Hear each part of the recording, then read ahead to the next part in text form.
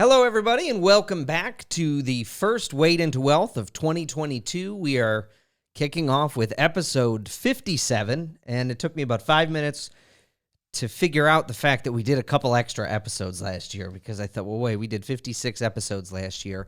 That doesn't make sense because there's 52 weeks in a year, but we did a few extra special episodes. So, Happy New Year to you. And back to you. I was more surprised 57. I thought, man, we've done 56 of these. And then I thought, well, I guess we did do it for an entire year. Back for season 2. We did.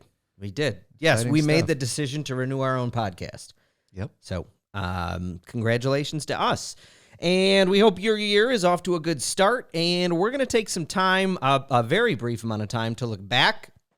And then we'll spend the rest of the time looking forward today. Because looking in the past doesn't do us much good. It was Satchel Paige, famous pitcher and baseball Hall of Famer, who once said, don't look back. Something might be gaining on you. So we're going to take a brief look back, and then we'll turn our gaze forward.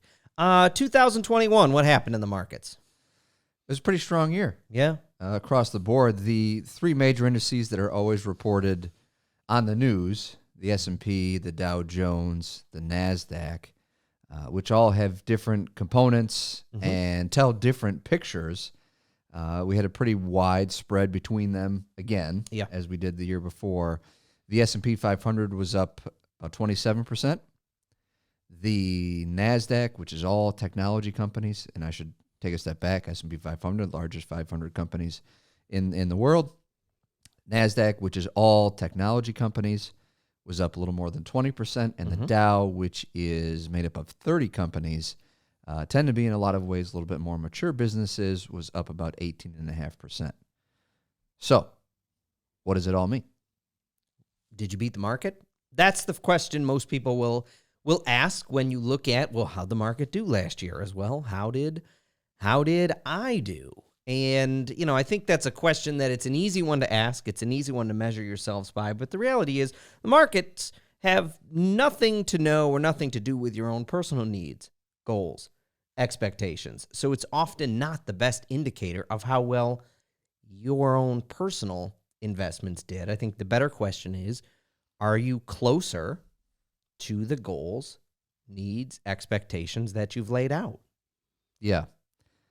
I mean, the market returns would be as if you're just basing your overall health just on your blood pressure number. Right. You could have perfectly fine blood pressure and still have a whole host of other things that are going wrong and indicative of not an overall strong sense of health. And I think putting too much weight on that number of whether you succeeded or failed for that year is not something that we would agree is the best stance to do it. You just mentioned it, talking about the goals. You have to have goals outlined. I'm pretty sure if you ask the S&P 500, what are your goals? They're not going to have 5-year goals. They're not going to have a goal to buy a second house. They're not going to have a goal to be able to sleep better at night when you're in retirement. And I think so often a financial picture gets brought down, thanks to CNBC and a lot of the talking heads on TV, to a number. And it's not just a number. No. It's about, as you had alluded to so eloquently, are you closer to achieving your goals? Right. You're another year past it. Yeah, because the reality is, as of today, the S&P 500 is up 0 for the year. Yes. And well, when this podcast is released, we will be a couple days into the year, right? And that's not going to be a true picture of where you stand. No. Will it be positive or negative? Yes, it'll be one or the other. Yeah, it'll bounce around. Yeah, the average marathon time is 4 hours and 21 minutes. And I think that's applicable here because if you run one in 5 hours, you still finish the race. Versus an elite marathoner, someone who runs it in 2 hours and 15 minutes. Well, maybe you have different body types. Maybe you have the person who ran it in 2:15 is a professional runner. And the 5.5-hour marathoner has a family and children and a full-time job and obligations. You both finish the race, right? And some people just like to go run it to have fun. Others like to run it to have a good time or a specific time. So to each their own. And I think what it comes back to here is, well, do you also have a financial plan that is helping to dictate how your investments should be structured and put together? Right, because those returns are only indicative of your success if you own all of those exact same investments and don't have particular goals laid out. To use those as a benchmark would assume that every investor has these same goals. We've been doing this for just a couple years now at this point and working in this industry. And the reality is investors are like thumbprints. No two are the same. Will look similar. You may be the similar age to your colleague. You may have a similar amount of retirement assets built up. While you may work right across the hall from them, the way you view taking risk, the type of retirement that you want to have, how much money you spend versus how much money they spend, is not a true picture of you being the same, and therefore your goals should not be the same. Yeah. And lastly, it is literally a snapshot in time. If the year ended on December 9th, it would be a different number. But your goals, you did not stop and December 31st and say, okay, I'm done. This is what I made this year. We're done. It doesn't work. It doesn't work like that. Typically, no. This is something that is a journey. It's a long-term thing, and it doesn't really, the year-end number, it doesn't really matter. But it's an easy way to measure. It's a quick way to measure, so it does get some attention. So let's let that be it with looking into the past, and now look into the future. Resolutions for 2022, are they helpful? 80% of them fail. What are your thoughts? I think they're only helpful as long as you lay out a plan for them. Exactly.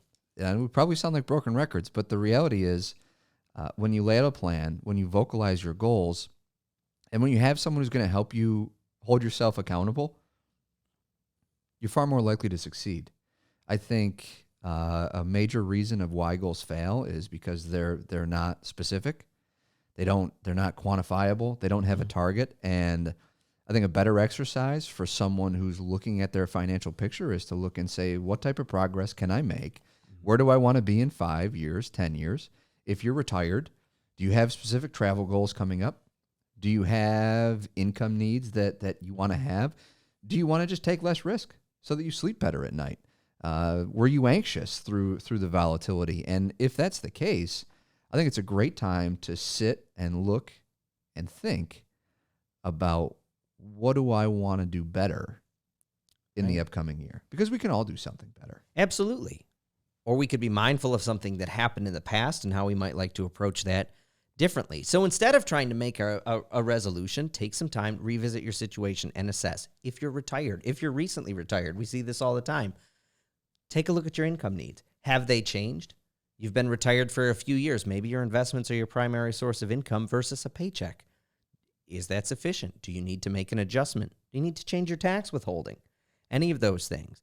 You have a child starting college. It's a good time to look at, well, are we going to start using this 529 now, or what is our strategy and plan so that in July or August, when the first bill comes, you're not surprised? And a lot of people are always looking at major purchases or considering them. I'm looking at you. Yeah. Is that something that you can take some time to I think about? I think too often we in our own minds are thinking, okay, this is something that we want to do, or this is something that in the future we know is a goal of ours. But too little do we sit down and build that into the plan. Purchases, you're going to have them, and you should have goals when you're in retirement. Some of them may be a second home. It may be gifting money to your kids or family members or your heirs. And the best way to do it is to start planning for it, because we always talk about where do folks get in trouble is when you have a too aggressive of an investment mix and you haven't planned properly for a purchase. I think you'd probably agree that if you have an expense that you know is coming up in the next couple of years, you want to gift money to your kids, you want to put down a large down payment on a vacation home or have that lake house, that amount of money that you have earmarked for that, it's probably a good idea to take that out of the market. When we say market, we mean the stock market, taking it out of equities, taking the risk off of the table, because in the short-term scenario, anything is going to happen. You mentioned a minute or so ago about you may have a child starting college. Well, one thing that we often overlook is as that child's getting closer to college, is their 529 becoming a little bit more conservative? Right. Because when we're talking about your retirement, we plan for people to be retired for 30 years. Mm-hmm. You're in college for hopefully not 30 years, maybe 4, maybe you have an extended degree, maybe you go up to 8 years, and all of a sudden that's becoming a shorter time window that you're going to need that cash or that money, and you may consider making that account a little bit more conservative. But if you don't take the time to plan or reach out and think about it, all of a sudden when that time comes, we're going to think, oh man, we really wish we had done this. Yeah. 6 months ago. Or mention it.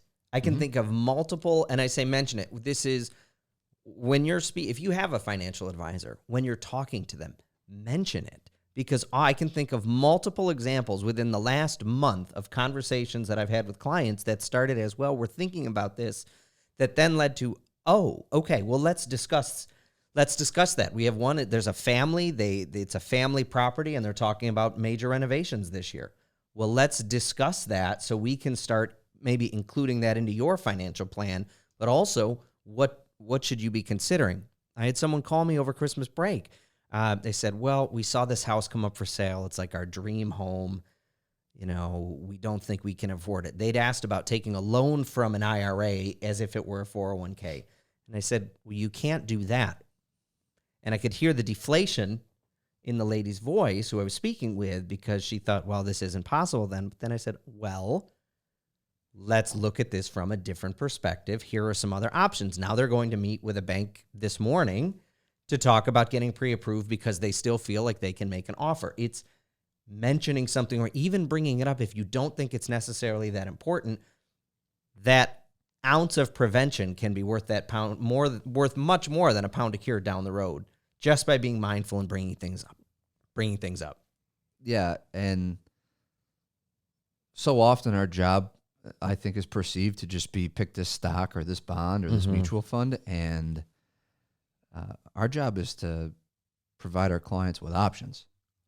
It's to say, this is what you're trying to accomplish, and everything in this world has pros and cons, no matter what you're considering. There's never just a simple black and white solution that says, this is the only route you have. Often it's, you can take this path, and these are the benefits of that, but these are the drawbacks that are going to come along with that. Or this other route. And our job is to help lay out those pros and cons so that you can make an informed decision that you're comfortable with. And you're right, just mentioning it, because we can't possibly, I don't know about you. I'm not a mind reader, and I never will be, never have been. I learned I'm not. We're not going to be. And so we can't possibly know what someone's thinking without that being mentioned.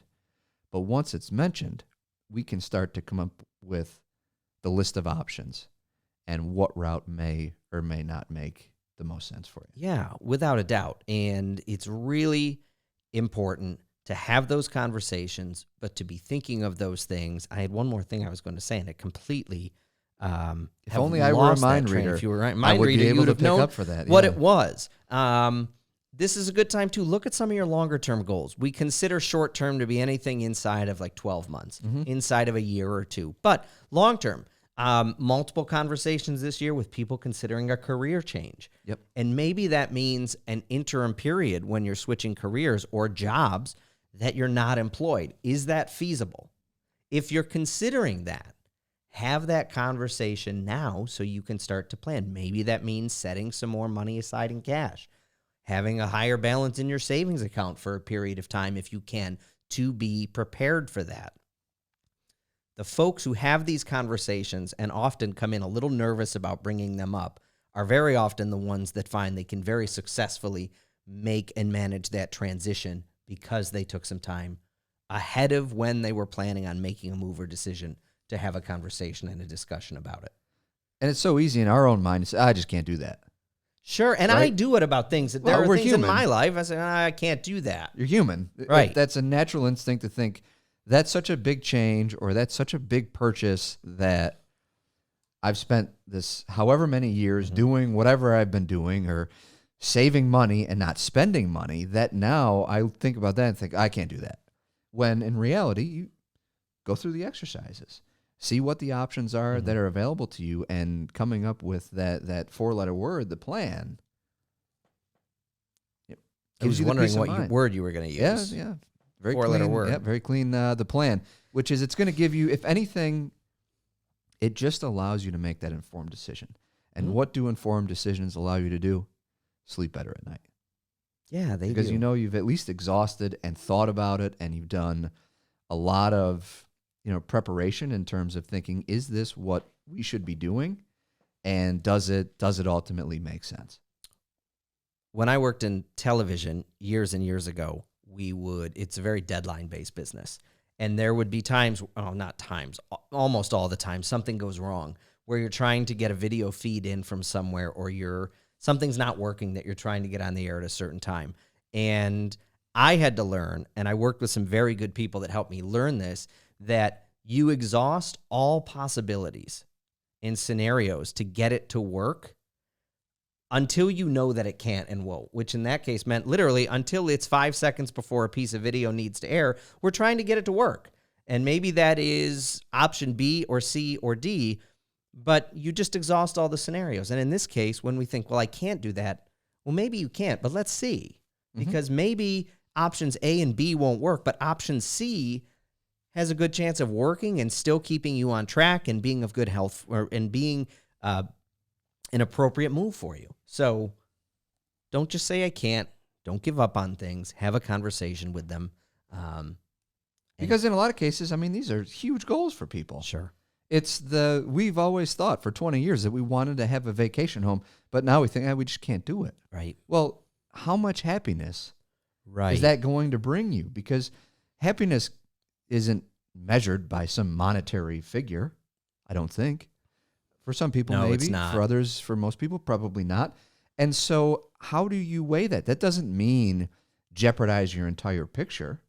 And maybe it doesn't mean you can have the $750,000 vacation home. But maybe you can have the 200, the 300, the 400, and find the avenue that fits for you. Because we only have one life. We only have one retirement. You want to make sure that you enjoy it. And that also means sometimes not giving as much credence or putting stock in, pun intended, with what other people say, with what you hear from your neighbors or you hear from other people in your family even. Yep. Because they don't know. Often they don't know your situation, and you may hear that so-and-so did this. Well, we could never do that. Well, there's a lot we don't know about what so-and-so has or doesn't have. So don't disqualify yourself and don't try to measure your own personal success by what your neighbor or someone else that you work with is saying they're doing. Yeah, spot on. Don't do it. Spot on. But while we're thinking rationally about this stuff, and you're going through and you're thinking of the year ahead or maybe 5 years down the road or 10, it's a great time to do what you always talk about, which is a pre-mortem. Right? A postmortem is done after an event has happened to look and see what could have been done differently for perhaps a better outcome to have been seen. Well, a premortem, if I'm understanding the way the word is built, means you do it before the event happens. And hopefully you should be in a rational state of mind to be able to look and say, if this happens, this is going to be my reaction to it. Or when this happens. Thank you. Yes. Not a matter of if. Happens. When this happens, and you may consider writing it down, documenting it in a particular way so that when that event happens and when we're thinking emotionally, whether it's loss of a job, 30%, a market crash, a health issue comes up, we're going to naturally respond to that emotionally in that moment. But doing the premortem, thinking about these things ahead of time, you're going to be able to think about those with an objective state of mind because you're not involved in it at that moment. And don't do it alone. You can do it with a spouse or a partner. We're happy to engage in it with you, or ask your advisor or someone you trust to do it with you. And this came to me. My running coach made me do this before an endurance event I did late in 2021. And I got kind of annoyed with him after a while because he kept saying, no, I need more. I said, what is going to go wrong when you go on this hike and how will you address it? And I would send him 4 or 5 things that I think are going to go wrong. And he would write back, okay, now go deeper into it. What are you going to tell yourself? What do I need to say to you at this event? What do you need to hear from me? And there was a moment where I'm riding down a chairlift at, 11 o'clock at night, and I'm soaked and really wanting to stop. And my wife said to me, one of the things that I'd said, I want you to say this to me if I'm struggling. And hearing it was a light bulb moment of, okay, refocus,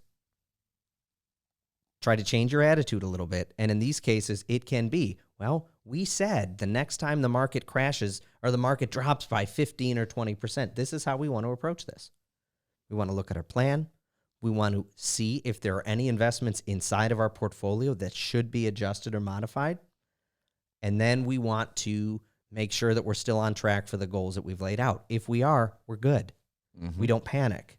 Yep. And it's a lot easier to handle those scenarios when they happen, because they will happen, than if we just kind of fly by the seat of our pants and deal with stuff as it comes.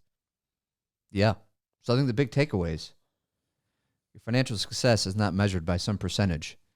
On a certain day, that no. a broad-based basket of goods is providing. Your financial picture is much more in-depth than that. It's much more involved.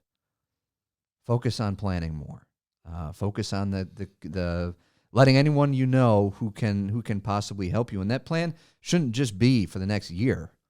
Think about it in a year, 5, 10 years for what you want to accomplish, and start taking the steps towards that financial wellness today. And you don't have to do it alone. Correct. We are here to help. Talk to someone you trust. Talk to us. And we can share this journey to financial wellness together. So I think that's it for now. Now that the new year is started, we look forward to continuing with you. Any final thoughts, Gypsy? Bring on 2022. Okay, well, we continue to move onward. We'll be back next week. Thanks for listening on Wade into Wealth.